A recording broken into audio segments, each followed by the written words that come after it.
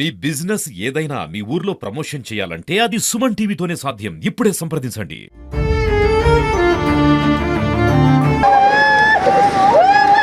నమస్తే, welcome to Suman TV Warangal. నేను మీ స్వాతి బచ్చు. ఈ రోజున నేను ఒక పబ్లిక్ ఏరియాలో ఉన్నానండి. గత 2 రోజుల క్రితం ఏదైతే క్రైమ్ న్యూస్ మనం వెలుగులోకి తీసుకొచ్చామో, మైనర్ బాలిక ఆత్మహత్య విషయం అయితే ఇప్పటివరకు కూడా చాలా వాదనలను వినిపిస్తూనే ఉన్నాము. అయితే అమ్మాయి తరపున, అబ్బాయి తరపున, ఇరు వర్గాల తరపున వాళ్ళ వాయిస్ని మీ ముందుంచడం జరిగింది. దీని మీద మనం ఈ రోజున అమ్మాయి తరపున ఏదైతే మాట్లాడినారో అబ్బాయిని కూడా మనం ఇంటరాగేషన్ చేశామో, దీని ప్రకారంగా అబ్బాయి తరపున ఎవరైతే ఉన్నారో వాళ్ళ బంధువులు కావచ్చు, వాళ్ళ సన్నిహితులు, వాళ్ళ కుటుంబానికి చాలా దగ్గర వాళ్ళు వినోద్ గారు ఉన్నారండి. ఇప్పుడు లాయర్ మనతో పాటు మాట్లాడడానికి రెడీగా ఉన్నారు. అసలు సంఘటన జరిగిన వెంటనే ఆ అబ్బాయి ఎవరైతే ఉన్నారో భరత్, వీరితో పంచుకున్న ఏవైతే మాటలు ప్లస్ లా అండ్ ఆర్డర్స్ ప్రకారంగా వీళ్ళకి సంబంధించిన శిక్షల గురించి కానీ, ఒకవేళ గనక నిజంగానే వీళ్ళు అటెంప్ట్ టు మర్డర్ చేసినట్టయితే తల్లి తండ్రి తరపున అమ్మాయి తల్లి తండ్రి వాళ్ళు, లేదంటే అబ్బాయి నిజంగానే ఆమెతో సన్నిహితంగా ఉన్నట్టయితే ఎలాంటి శిక్షలు పడతాయి, ఇలాంటి విషయాలని కొన్నిటిని మాట్లాడడానికి వారి సన్నిహితులు ఉన్నారు, అబ్బాయి తరపున వాళ్ళు. ఒకసారి వాళ్ళతో మాట్లాడి పూర్తిగా దీని గురించి తెలుసుకునే ప్రయత్నం చేద్దాం. నమస్తే అండి, మీ పేరు? కంప వినోద్ కుమార్, అడ్వకేట్. ఓకే, వినోద్ కుమార్ గారు, మీకు భరత్కి ఏంటి సంబంధం? అంటే భరత్కి నాకు ఎటువంటి సంబంధం లేదండి. కాకపోతే వాళ్ళ పేరెంట్స్, వాళ్ళ ఫాదరు మాకు దగ్గరి ఫాలోవర్స్కి ఫ్రెండ్. ఈ సంఘటన జరిగినప్పుడు వాళ్ళు మా ఫాలోవర్స్కి కాల్ చేసి వాళ్ళ సమస్య నా దృష్టికి తీసుకురావడం జరిగింది. తీసుకుని వచ్చినప్పుడు నేను వెంటనే వెళ్ళడం జరిగింది. పిల్లవాడు అప్పటికే హాస్పిటల్లో జాయిన్ అయి ఉన్నాడు. ఆ పిల్లవాడు మాట్లాడే పరిస్థితి లేదు. అప్పుడు ఇక్కడ కట్ అయింది. అప్పటికే ఇంకేం చూడలేదు, బ్లడ్ కనబడింది. ఫస్ట్ లేయర్ మాత్రమే కట్ అయింది, ప్రాణాంతకం లేదని అర్థమైంది. విషయాలు మామూలుగా చెప్తే చిన్నగా చెప్పాడు. అసలు ఏంటి, నువ్వు ఎందుకు అక్కడికి వెళ్ళావు, వెళ్ళకూడదు కదా, ఇవాళ ఒక అమ్మాయిని ప్రేమించావంటే ఆ అమ్మాయి ప్రేమికురాలు ఇంటికి వెళ్ళడం అనేది చాలా తప్పు. నువ్వు ఎట్లా వెళ్ళినావు, ఎందుకు వెళ్ళినావు? గతంలో కూడా మీ పేరెంట్స్ చెప్తున్నారు, షీ టీంలో కూడా ఒక ఒప్పందం జరిగిందట కదా, ఇక నుండి మా పిల్లల్ని మీరు మాట్లాడుకోకుండా జాగ్రత్తలు తీసుకోవాలని పోలీసు వారు చెప్తే మీరు కూడా అంగీకరించడం జరిగిందట. మళ్ళీ తిరిగి అట్లా ఎట్లెళ్ళావమ్మా, ఇవాళ ఇంతటి విషాదకరమైన సంఘటనకు నువ్వు పరోక్షంగా కారణం అయ్యావు కదా, ఎట్లా అయ్యావు, నువ్వు ఎట్లా చేసావు అని అంటే, సార్ ఇట్లా తప్పనిసరి, నువ్వు రాకపోతే నేను సూసైడ్ చేసుకుంటాను, నాకు ఇంట్లో చాలా టార్చర్ అవుతా ఉంది, నేను ఉండలేకపోతున్నా, నన్ను నిర్బంధించారు, బయటికి ఎటు వెళ్ళనివ్వట్లేరు, కాలేజ్ కూడా వెళ్ళనివ్వట్లేరు, నువ్వు వస్తేనే నేను బ్రతుకుతా లేకపోతే చచ్చిపోతా అనేసి ఎమోషనల్గా మాట్లాడేసరికి ఇతను తప్పలేదని అబ్బాయి చెప్తున్నాడు. కానీ ఏం జరిగినా ఇందులో జరిగింది మాత్రం ఘోరమైన నష్టం మాత్రం అమ్మాయి కుటుంబ తల్లిదండ్రులకు జరిగింది. దాంట్లో ఒక న్యాయవాదిగా కాకుండా మనిషిగా అయితే ఆ కుటుంబానికి జరిగిన నష్టాన్ని ఎవరు కూడా పూరించలేము, చాలా బాధాకరం. అదే సమయంలో అబ్బాయి తల్లిదండ్రులు కూడా చాలా తీవ్రంగా గద్దించాను. పిల్లవాడిని కంట్రోల్లో పెట్టుకోరా మీరు, ఇట్లా మీరు ఆల్రెడీ షీ టీంలో గతంలో ఒప్పందం అయిన తర్వాత కూడా మీరు ఇట్లా మీరు అబ్బాయి అంత స్వేచ్ఛగా అమ్మాయి ఇంటికి పోయి అంత దుస్సాహసం చేయడం ఏంటి?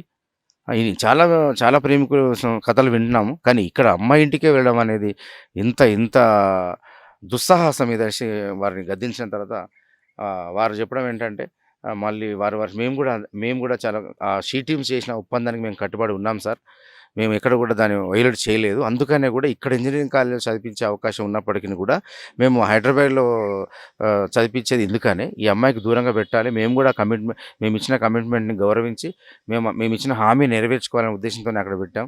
కానీ ఇది ఎంత రాత్రి వీడియో కాల్లో మాట్లాడు పిల్లవాడు మాతోని, కనీసం నేను వరంగల్కి వస్తున్నాను, మాకు అసలు ఇంతవరకు ఆయన ఏమి ఇంటి ఇవ్వలేదు, ఒకవేళ మాకేమైనా ఇంటున్నా కూడా అసలు మేము ఎందుకంటే వాళ్ళు కూడా బాధపడుతున్నారు, పాప చనిపోవడం అనేది జరిగిందండి. ఈ సంఘటన జరిగింది, అయిపోయింది. ఇప్పుడు వీళ్ళు ఏదైతే చెప్తున్నారో వాళ్ళు వీళ్ళ మీద అంటున్నారు, ఈ అబ్బాయిని గొంతు కోసింది ఇతనే అని చెప్పేసి అబ్బాయి అంటున్నాడు. అబ్బాయి పేరెంట్స్ ఏమో మాకు తెలియదు అక్కడ జరిగింది ఏంటనేది, మేము చూడడమే ఆ అబ్బాయి గొంతు కోసింది, మేము ఇక్కడ తీసుకొచ్చామని పేరెంట్స్ అన్నారు. అబ్బాయి ఏమన్నారు, వాళ్ళే అటాక్ చేశారు, తల్లి తండ్రి కలిసి అటాక్ చేశారు అనేసి అబ్బాయి అన్నారు. మరి దీనికి మీరు ఏకీభవిస్తున్నారా, అమ్మాయి తరపున దానికి, అబ్బాయి తరపున దానికి ఏకీభవిస్తున్నారా? నిజాలు ఏంటనేది మీరు ఏం చెప్దాం అనుకుంటున్నారో అది చెప్పండి. ఇప్పుడు వాస్తవానికి అబ్బాయి ఏం చెప్తున్నాడు, అమ్మాయి పిలిస్తే వెళ్ళాను, నేను అమ్మాయితో ఏకాంతంగా ఆనందంగా గడిపాను అని చెప్తున్నాడు. కానీ అబ్బాయి చేశాడని అమ్మాయి వాళ్ళు చెప్తున్నారు, అమ్మాయి వాళ్ళే చేసి ఉంటారు అని అబ్బాయి చెప్తున్నాడు. దీన్ని మనం ఎటువైపు ఏకీభవించలేం. ఎందుకంటే నిజాలు తేల్చాలంటే అది అది పోలీస్ వల్ల సాధ్యమవుతుంది కదా, అది మన వల్ల సాధ్యం కాదు. కాకపోతే ఒకటి మాత్రం నమ్ముతున్నా, ఆ అమ్మాయిని చంపే ఉద్దేశం ఉంటే ఇంటికి ఉండేవాడు అని మాత్రం నమ్ముతున్నా యాజ్ అడ్వకేట్గా. ఎందుకంటే చంపే ఉద్దేశం ఉంటే బయటికి పిలిపించుకొని చంపుతారు, కానీ అమ్మాయి ఇంటికి వెళ్ళి అమ్మాయితో ఆనందంగా ఎంజాయ్ చేసి, అంటే ఇక నేను చెప్పలేకపోతున్నా వర్డ్స్, మృతురాలు గౌరవార్థం చిన్నపిల్ల పాపం, అలా చంపే ఉద్దేశంతో అయితే అబ్బాయి పోయి ఉండడు. కాకపోతే ఇక్కడ మరి ఈ అబ్బాయి పైన జరుగుతున్న దాడికి భయం పడిపోయి ఎలాగైనా చంపేస్తారు ఇక వీన్ని అని భయభ్రాంతులకు గురై మాత్రం అమ్మాయి హ్యాంగింగ్ చేసుకుందేమో అని ఒకవైపు సందేహం అయితే ఉంది. ఇంకా ఏమన్నా మనం కూడా ఊహించని జరిగితే అది మన తెలంగాణ పోలీసు మన ఇండియాలోనే పేరున్న వాళ్ళు, అందులో మన వరంగల్ పోలీసు ఇంకా సమర్థులు. అక్కడ ఉన్న సిఏ గారు కానీ ఇప్పుడు మన ఏసీపీ దేవేందర్ రెడ్డి గారు, వీళ్ళు చాలా సమర్థమైన అధికారులు. ఖచ్చితంగా నిజాలు మాత్రం నిగ్గు తేలుస్తారు. దాంట్లో మనం ఎటువంటి సందేహాలకు పోవాల్సిన అవసరం లేదు. ఇరుపక్షాల వాయిస్ని మేమైతే వినిపించడం జరిగింది, ఇటు అమ్మాయి తరపున కానీ అటు అబ్బాయి తరపున కానీ. యాజ్ ఏ లా ప్రకారంగా చూసుకున్నట్టయితే మీరు ఒక అడ్వకేట్ కాబట్టి దీనికి ఫర్దర్గా ఒకవేళ ఆ అమ్మాయి తండ్రి కనుక అటాక్ నిజంగానే జరిగి ఉంటే లా ప్రకారంగా ఆయనకి ఎలాంటి శిక్ష పడుతుంది, లేదు అని అంటే అబ్బాయి హ్యాండ్ ఉంది అమ్మాయి చావులు అని అంటే ఈ అబ్బాయికి ఏం శిక్ష పడుతుందో అది ఒక్కసారి చెప్పండి. ఇప్పుడు ఈ ఇరుపక్షాలు పెట్టినటువంటి సెక్షన్స్ ప్రకారము అబ్బాయికి 20 ఏళ్ళు పడుతుందండి. అమ్మాయి తండ్రికి 10 ఏళ్ళకు తగ్గకుండా శిక్ష పడుతుందండి. ఎందుకంటే అటెంప్ట్ మర్డర్ ఉంది అందులో, తర్వాత SC/ST అట్రాసిటీ ఉంది. ఇవి రెండు కూడా 10 years అబోవే. కాబట్టి అతనికి 10 సంవత్సరాలు తగ్గకుండా శిక్ష పడే అవకాశం ఉంది. ఈ అబ్బాయికి 20 సంవత్సరాలకు తగ్గకుండా శిక్ష పడే అవకాశం ఉంది. కాకపోతే ఈ మన సమాజం అందరూ శాంతియుతంగా ఆలోచించిన తర్వాత వాళ్ళ మనసులో ఏమైనా మార్పులు వస్తాయి. ఇప్పుడు మాత్రం కోపోద్రేకంతో ఉంటారు. అబ్బాయికి ఏ పరిస్థితుల్లో పడుతుంది అంటున్నారు? 20 సంవత్సరాలు, అది ఏది చేసుంటే పడుతుంది అంటున్నారు? మైనర్ బాలిక కదండి. మైనర్ బాలికను ఇప్పుడు మనం దాచినా దాగదు. రేపు ఫోరెన్సిక్ ల్యాబ్ పోస్ట్మార్టం రిపోర్ట్ వస్తుంది. అబ్బాయి మరి ఆల్రెడీ మేము కలిసామంటున్నాడు. మరి వాళ్ళు ఏం జాగ్రత్తలు తీసుకున్నా కూడా, ఒకవేళ జాగ్రత్తలు తీసుకుంటే స్పర్మ్ దొరకకపోవచ్చు, కానీ పార్టిసిపేషన్ అనేది రిపోర్ట్ వస్తుంది కదా. అది మైనర్ బాలికను అలా చేయడం తప్పు కదా. ఈ అబ్బాయి కూడా మైనారిటీ 2 months అయింది, కానీ మనం చట్టపరంగా ఆయన మేజర్. అంటే దీంట్లో ఒక విషయం ఉందండి, అంటే ఇప్పుడు మైనర్ బాలిక అయినప్పటికీ కూడా ఆమె ఫోన్ చేసి నన్ను రప్పించిన విషయం ఏదైతే ఉందో ఫోన్లో ఆల్రెడీ ఆన్ రికార్డ్ ఉంటుంది. కాబట్టి ఇష్టపూర్వకంగానే వీళ్ళిద్దరు కలిసారు అన్న దానికి ఉంటుంది కదా. అంటే అది యాక్సెప్ట్ చేస్తుందా లా, లేదంటే ఓన్లీ మైనర్ కాబట్టి ఆ అబ్బాయిదే తప్పు అనేదే యాక్సెప్ట్ చేస్తుందా? లా ఎట్లా అనుమతిస్తుందండి? లా అంటే అది ఖచ్చితంగా అది పక్కా శిలాశాసనం లాగా ఉంటుంది. బిలో 18 years అమ్మాయిని మనము ఆ రకంగా ఉపయోగించకూడదని చట్టం చెప్తున్నప్పుడు అది అంతే. ఇంకా ఇష్టపడి పిలిచింది అన్న కూడా చెల్లింపిల్ల, నువ్వు తెలియక పిలుస్తున్నావని పెద్దవాడు చెప్పాలనే చట్టం చెప్తుంది. కానీ నువ్వు ఇష్టపడి పిలిచావు కదా కాబట్టి నీ తప్పు లేదు అని చట్టం చెప్పదు. చట్టం ప్రకారం అది శిక్షార్హం అంతే. అదేవిధంగా ఆ అమ్మాయి ఇంటికి వచ్చి అమ్మాయిని ఈ రకంగా అనుభవిస్తున్నాడని చెప్పి తండ్రి కోపోద్రేకుడై అతన్ని చంపే ప్రయత్నంలో గొంతు కోసాడని కూడా ఉపేక్షించదు. చట్టం తన పని తను చేసుకుంటూ పోతుంది.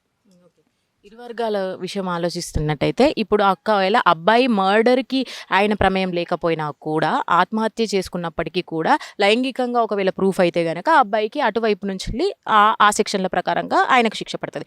ఒకవేళ ఆ అమ్మాయి తండ్రికి మాత్రము ఆయన మీద అటాక్ జరిగితే అటెంప్ట్ మర్డర్ కింద ఈయనకు శిక్ష పడే అవకాశం ఉంది. ఇది మన ఇలాంటి సంఘటనలు రిపీటెడ్గా జరగడం కానీ వరంగల్లో కొన్ని చూస్తున్నాము కదా. అంటే దీని మీద మీరు ఏమంటారు? అంటే ఇప్పుడున్న జనరేషన్ గురించి కానీ ఒక మాటలో చెప్పండి. అంటే మనం ఇంకా వెనుకబడే ఉన్నామండి. పాశ్చాత్య దేశాలతో కనుక పోల్చుకుంటే మనం ఇంకా వెనుకబడి, ఇంకా ఈ మన ఏదో ఆధారం కూడా మనం వెనుకబడి ఉన్నాం. కొంచెం మనము ఎడ్యుకేట్ అవ్వాలి. మనం కూడా తెలిసిన వాళ్ళం ఎడ్యుకేట్ చేయాలి పేరెంట్స్ని. రకంగా ఎంత కోపోద్రేకుడైనా కూడా ఆ పరిస్థితుల్లో తండ్రి అక్కడే ఉండి వాడి వెంట పరిగెత్తకుండా అమ్మాయిని ప్రొటెక్ట్ చేసుకుని ఉంటే, అంటే ఇప్పుడు బాగా నష్టపోయింది అతనే బాగా నష్టపోయాడు, కానీ మనం అతను తప్పుపట్టలేము.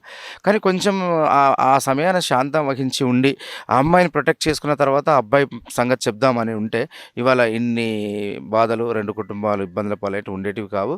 అంటే ఒకటి, మనం కూడా సమాజం కూడా వెంటనే ఆవేశాలు పోకుండా ఈ కులాలు, మతాలు, వర్గాలు అనే వాటికి దూరంగా ఉంటే ఈ శాంతం అనేది మనకు వస్తుంది. ఈ కులాలు, వర్గాలు, వైషమ్యాలని మన మనసులోకి వెళ్ళి పోకపోవడం వల్లనే ఒక రకంగా ఇప్పుడు ST అబ్బాయి వాళ్ళు అగ్ర సామాజిక వర్గం, వీడు వస్తాడా, వీడు నా ఇంటికి వస్తాడా, నా ఇంటి ఆడపిల్ల మీద చేస్తాడా అనే కోణంలో పోయడం. కానీ ఈ పిల్లలకేం తెలుసు ఈ మనకున్నాయని కొంచెం అంటే స్వచ్ఛందంగా అసలు వాస్తవ ధోరణిలో ఆలోచన చేసి ఉంటే ఇంత పెద్ద నష్టం ఆ తండ్రికి జరిగి ఉండేది కాదు. నేను నిజంగా ఆ తల్లిదండ్రులకు మాత్రం నా ప్రగాఢమైన సానుభూతిని తెలియజేస్తున్నా మనిషిగా. థ్యాంక్ యూ సో మచ్ అండి. మీరు చాలా చక్కగా వివరించారు.